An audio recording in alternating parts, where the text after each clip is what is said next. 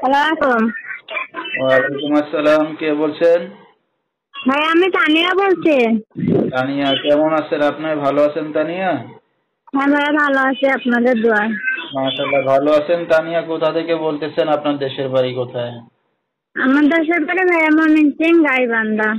আচ্ছা, কোথায় থাকেন এখন বর্তমানে আপনি? আমি থাকি এখন বর্তমানে ময়মনসিং গাইবান্ধায় থাকি, আমাদের বাসাতেই থাকি। আচ্ছা, দেশের মেয়ে দেশে আছেন। কে কে আছে আপনার ফ্যামিলিতে তানিয়া?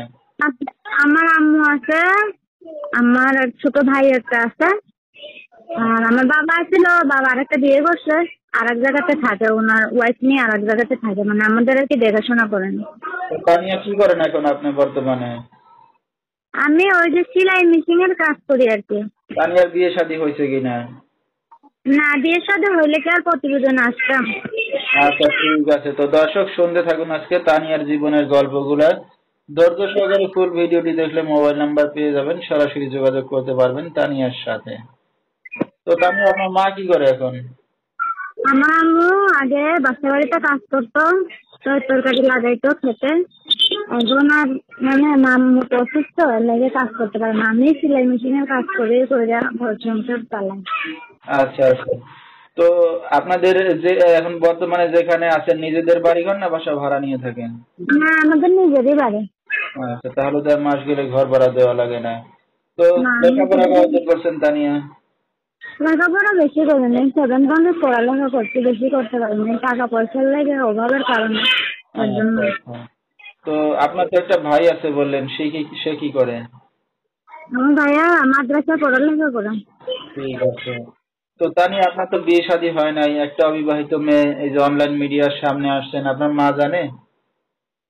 আমার আম্মু তো জানে, কেননা কষ্ট করে তো আইছে, এটা তো আম্মু জানবে। আচ্ছা, কষ্টে না পড়লে তো আর আসতেন না নাকি? যে কষ্টে না পড়লে তো আর আসতেন না এখন অনলাইন মিডিয়ার সামনে। কোনো মেয়ে কি প্রতিবেদনে আছে কিসের জন্য? কষ্ট করে, কেউ আছে টাকা পয়সার জন্য আছে, কেউ আছে কষ্টের জন্যই আছে, বুঝছেন? আচ্ছা আচ্ছা। একটু নয়। তো এখন এই যে অনলাইন মিডিয়ার সামনে আসছেন, আপনার ভবিষ্যতে কি চিন্তা ভাবনা আছে বা কি উদ্দেশ্য করে আসছেন?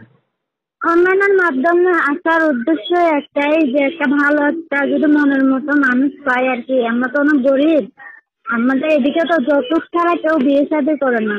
যদি একটা ভালো একটা লোক পাইতাম আর কি, আমাদের দায়িত্ব নিত, মানে সবকিছু যাই না শুনে আমাদের পাশে থাকতো আর কি, এটার জন্য আর কি আইছিলাম। আচ্ছা, পাশে থাকলে কি করবেন এখন? পাশে থাকলে কি করবো? বিয়ে শাদী করবো। আচ্ছা। তো আপনার এই ভিডিওটা এখন অনলাইন দর্শকদের মাঝে চলে যাবে, দর্শক ভাইরা কিভাবে যোগাযোগ করবে আপনার সাথে? আমার তো মোবাইল নাম্বার মুখস্থ নাই, আচ্ছা, মোবাইল নাম্বার দিয়ে দিবেন আপনার। ঠিক আছে। তো দর্শক, আমরা শুনতেছিলাম তানিয়ার জীবনের গল্পগুলা। যেহেতু বাবা নাই, তানিয়া এখন নিজে কাজ বাজ করে সংসার চালাচ্ছে।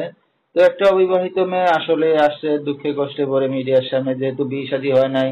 সে চাচ্ছে এখন যদি তাকে বিয়ে শাদী করে সবকিছু জেনে শুনে কোনো একটা ভালো ছেলে যদি তার গার্জিয়ান হিসেবে যদি দায়িত্ব নেয়, তাদের পাশে থাকে, এমন একটা মানুষ পাইলে হয়তো বিয়ে শাদী করতে চায় তানিয়া। তো বিস্তারিত জানতে এই নাম্বারে যোগাযোগ করলে তানিয়াকে পেয়ে যাবেন। 013-132-76777, এই নাম্বারটাই হলো তানিয়ার।